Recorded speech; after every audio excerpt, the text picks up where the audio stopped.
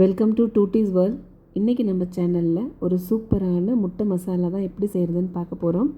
இது taste wise பார்த்திங்கன்னா ரொம்பவே அல்டிமேட்டாக இருக்கும். எல்லாத்துக்கூடவும் ஒரு பெஸ்ட்டு சைட் டிஷ்னு சொல்லலாம். வாங்க இது எப்படி செய்கிறதுன்னு பார்க்கலாம்.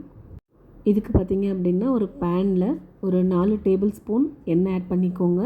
நம்ம யூஸ்வலாக ஆட் பண்ணுறதை விட ஒரு 1/2 டீஸ்பூன் எக்ஸ்ட்ரா ஆட் பண்ணுறது இந்த குழம்புக்கு கொஞ்சம் டேஸ்ட் நல்லாவே இருக்கும்.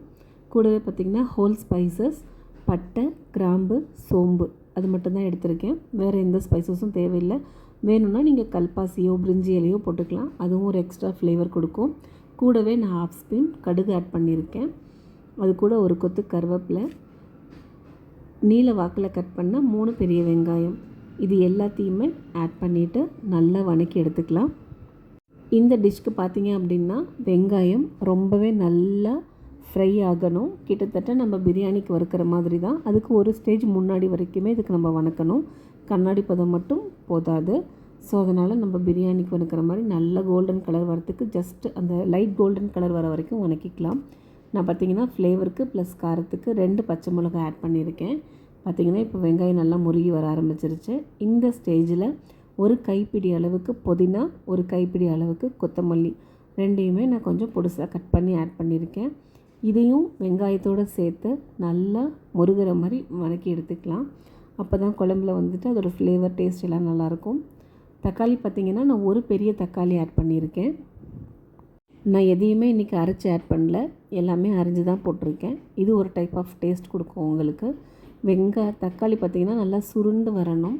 இந்த அளவுக்கு வந்ததுக்கப்புறமா ஒரு 2 டீஸ்பூன் அளவுக்கு இஞ்சி பூண்டு பேஸ்ட் ஆட் பண்ணிக்கோங்க. இந்த இஞ்சி பூண்டு பேஸ்ட் பார்த்திங்கன்னா மசாலா இஞ்சி பூண்டு பேஸ்ட் தான். நான் ஆல்ரெடி நம்ம வீடியோஸில் சொல்லியிருப்பேன். பட்டை, கிராம்பு, சோம்பு, கசகசா, ஏலக்காய் இதெல்லாம் வச்சு அரைக்கிற இஞ்சி பூண்டு பேஸ்ட்டு, கூடவே கொஞ்சம் மஞ்சள் தூள். இப்போ நம்ம குழம்புக்கு தேவையான மசாலா எல்லாமே ஆட் பண்ணிக்கலாம். குழம்புக்கு தேவையான அளவுக்கு உப்பு, ஒரு 3 டீஸ்பூன் அளவுக்கு மல்லித்தூள், நல்லா ஒரு 3 டீஸ்பூன் அளவுக்கு கறி மசால் தூள், கூடவே காரத்துக்கு கொஞ்சமாக காஷ்மீரி மிளகாய் தூள். இது கலரும் அந்தளவுக்கு கொடுத்துரும். ஆல்ரெடி ஒரு பச்சை மிளகாவும் ஆட் பண்ணியிருக்கோம் 2.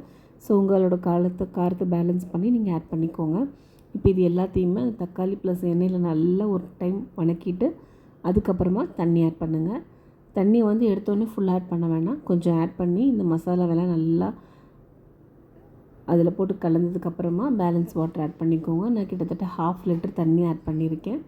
நல்லா இது பச்சை வாசம் போகிற அளவுக்கு கொதிச்சிச்சு அப்படின்னா, நம்ம ஆல்ரெடி வதக்கும் போதும் பார்த்திங்கன்னா நல்லா டைம் கொடுத்து தான் வதக்கியிருக்கோம்.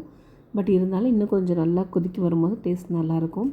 கூடவே இதில் கடைஞ்ச தயிர் ஒரு 50 ml அளவுக்கு ஆட் பண்ணியிருக்கேன். இந்த குழம்போட பெஸ்ட்டாக ஒரு டேஸ்ட்டே பார்த்திங்கன்னா இந்த தயிர் தான். பட் யாராலையும் இதை ஃபைண்ட் அவுட் பண்ண முடியாது. தயிர் ரொம்ப புளிப்பாக ஆட் பண்ணாதீங்க. மீடியம் நல்லா லைட்டாக இருக்கிற புளிப்பு இருந்தால் போதுமானது. நான் இப்போ பார்த்திங்கன்னா 6 முட்டையை வேக வச்சுருக்கேன். அதை நல்லா சுற்றி எல்லா சைடுமே நான் கீறி வச்சுருக்கேன். அதையும் இந்த குழம்புல இப்போவே ஆட் பண்ணிக்கலாம். ஏன்னா அது கொதித்து வரும்போது அந்த முட்டைக்குள்ளேயும் அந்த மசாலா எல்லாமே இறங்கி சாப்பிட்றதுக்கு ரொம்பவே டேஸ்ட்டாக இருக்கும். எல்லாத்தையுமே சேர்ந்து நல்லா கலந்து விட்டுருங்க. இப்போ இதை கொஞ்சம் நேரம் நம்ம மூடி போட்டு வைக்கலாம். அந்த முட்டைக்குள்ளே அந்த மசாலோட எல்லா எசன்ஸ் எல்லாம் இறங்கி இன்னும் குழம்பு கொஞ்சம் கெட்டிப்பட்டு வரணும். வந்ததுன்னா சாப்பிட்றதுக்கு டேஸ்ட் ரொம்பவே நல்லாயிருக்கும். பாருங்கள், இப்போ நம்ம மூடி வச்சு எல்லாமே நல்லா சேர்ந்து எண்ணெய் தெளிஞ்சு வர ஆரம்பிச்சிருச்சு குழம்புல. இந்த ஸ்டேஜ் கரெக்டாக இருக்கும். உங்களுக்கு வேணும்னா நீங்கள் இன்னும் கூட ட்ரை பண்ணலாம்.